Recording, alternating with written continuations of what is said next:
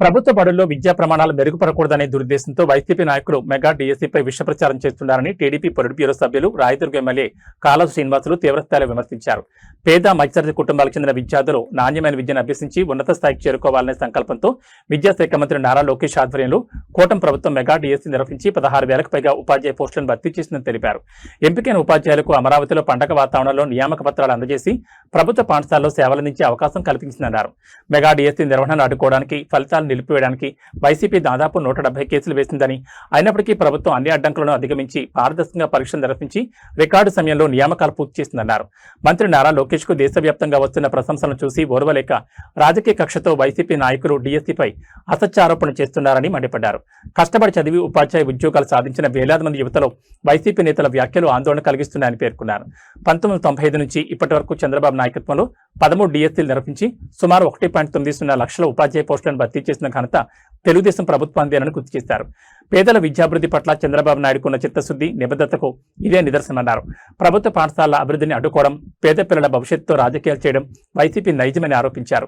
రాష్ట్ర ప్రగతికి, సంక్షేమానికి అడుగడుగునా అడ్డుపడుతున్న వైసీపీ కుట్రలను ప్రజలు గమనించాలని కోరారు. రాజకీయాల్లో విశ్వవృక్షంలా మారిన వైసీపీ రాష్ట్రానికి అవసరమా అనే విషయాన్ని ప్రజలు ఆలోచించాలని ఎమ్మెల్యే కాలవ శ్రీనివాసులు విజ్ఞప్తి చేశారు. రాష్ట్రంలో విద్యా ప్రమాణాలు మెరుగుపరచాలని, సర్కారు బడుల్లో నాణ్యమైన విద్యను అందించాలని, పేద పిల్లలు ప్రతిభావంతులుగా మారాలనే ఒక సదాశయంతో నారా లోకేష్ బాబు గారి ఆధ్వర్యంలో మెగా డిఎస్సి నిర్వహించి 16,000 పైచిలకు టీచర్ పోస్టులను భర్తీ చేశాం. వాళ్ళు నియామక పత్రాలు అందుకొని వివిధ పాఠశాలల్లో పవిత్రమైన ఉపాధ్యాయ వృత్తిలో రాణిస్తూ ఉన్నారు. ఇలాంటి సందర్భంలో దేశవ్యాప్తంగా నారా లోకేష్ బాబు గారికి వస్తున్న పేరు, దేశంలో అనేక మంది మేధావులు, గొప్పవాళ్ళు నారా లోకేష్ బాబు గారి యువ నాయకత్వం పైన కురిపిస్తున్న ప్రశంసల వర్షం, దీన్ని చూసి ఓర్వలేక రాజకీయ కక్షతో మెగా డిఎస్సి పైన వైసీపీ నాయకులు బురద జల్లే ప్రయత్నం చేస్తూ ఉన్నారు. పరీక్షలు అయిపోయినాయి, పరీక్షలను అడ్డుకోవడానికి, అట్లాగే ఫలితాలు రాకుండా చూడడానికి దాదాపు 160-170 కేసులు వేసింది వైసీపీ.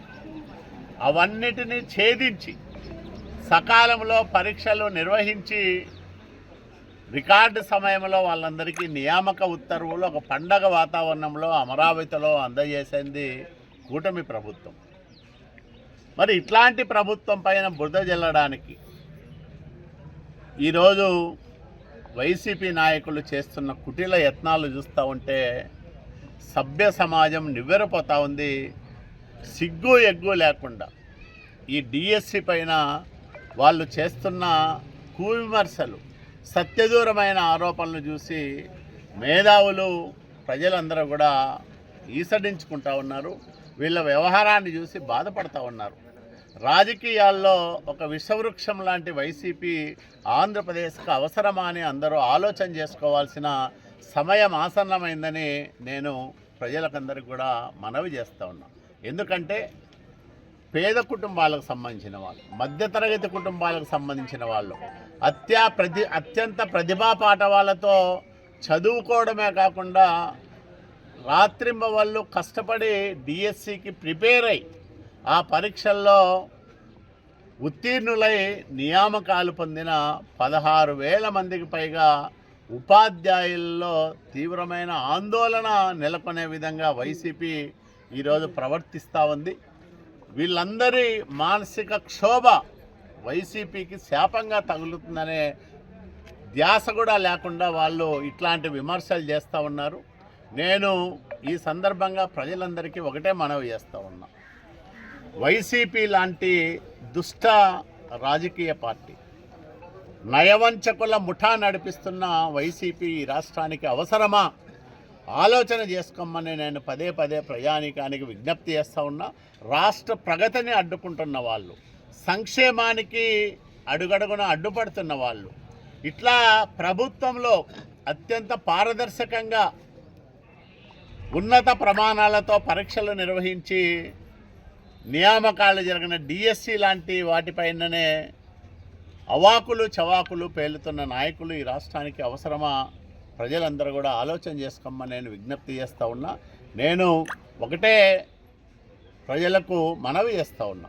చంద్రబాబు నాయుడు గారు 1995లో ఉమ్మడి ఆంధ్రప్రదేశ్ రాష్ట్రానికి ముఖ్యమంత్రి అయ్యారు. అప్పటి నుంచి ఇప్పటిదాకా 13 డిఎస్సీలు నిర్వహించిన ఘన చరిత్ర తెలుగుదేశం ప్రభుత్వానికి.